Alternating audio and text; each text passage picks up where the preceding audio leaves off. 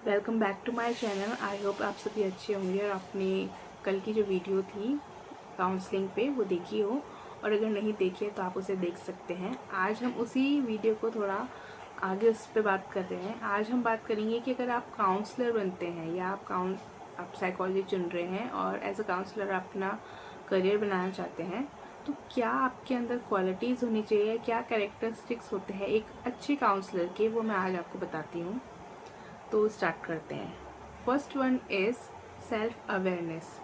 आप अगर एक काउंसलर हैं तो आपको पता होना चाहिए कि आपके किस बिहेवियर से सामने वाले पे क्या इम्पैक्ट पड़ेगा। आपके वर्ड्स ऐसे होने चाहिए कि सामने वाले को अलग फील ना हो। आप एक रैपोर्ट फॉर्म करते हैं। रैपोर्ट मीन्स होता है कि सामने वाले को आप कंफर्टेबल कराते हैं और तब जाके वो अपनी लाइफ के ऐसी चीज़ें आपसे शेयर करता है जो उसको बॉदर कर रही होती हैं। Second thing is empathy.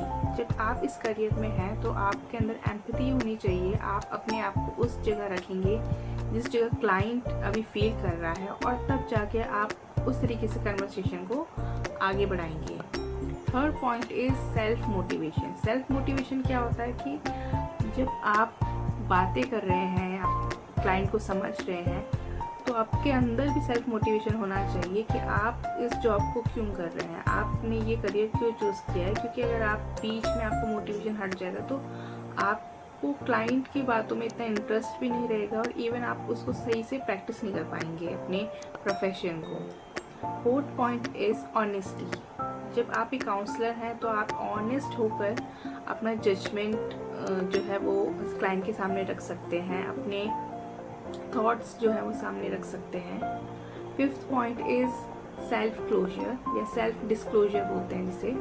Self disclosure यानी कि आपकी लाइफ में कुछ ऐसे इंसिडेंट हुए हैं जो आपको लग रहा है कि क्लाइंट को अगर आप वो बातें बताते हैं तो क्लाइंट को इस चीज़ में हेल्प मिल सकती है। एग्जाम्पल के थ्रू बताती हूँ। आपकी लाइफ में माना अगर आपको जो क्लाइंट है वो बता रहा है, स्टूडेंट है, कि उसको पढ़ाई में स्ट्रेस हो रहा है, तो आप अपना एक्सपीरियंस उस टाइम बता सकते हैं कि जब आप स्टूडेंट थे तो आपको कैसे स्ट्रेस को आपने कोप अप किया था, तो जिससे कि क्लाइंट को हेल्प मिली।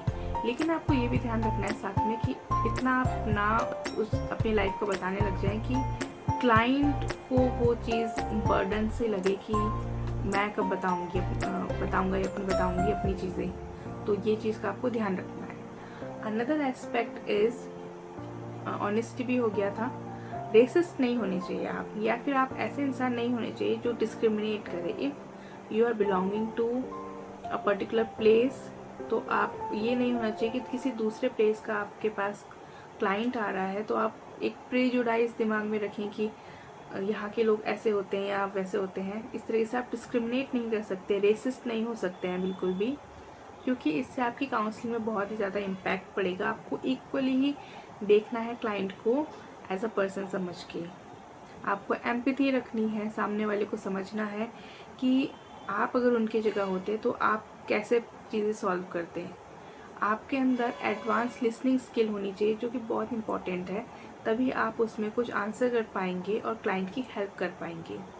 और इन सब को अगर हम साइड में रखें तो जो मोस्ट इम्पॉर्टेंट चीज़ है वो है कि आपकी जितनी कन्वर्सेशन हुई है वो कॉन्फिडेंशियल होनी चाहिए। कॉन्फिडेंशियल का मीन्स है कि वो आप किसी और को नहीं बताएंगे, चाहे आप स्टूडेंट हैं या प्रैक्टिशनर हैं या फिर कहीं आप इंटर्नशिप कर रहे हैं।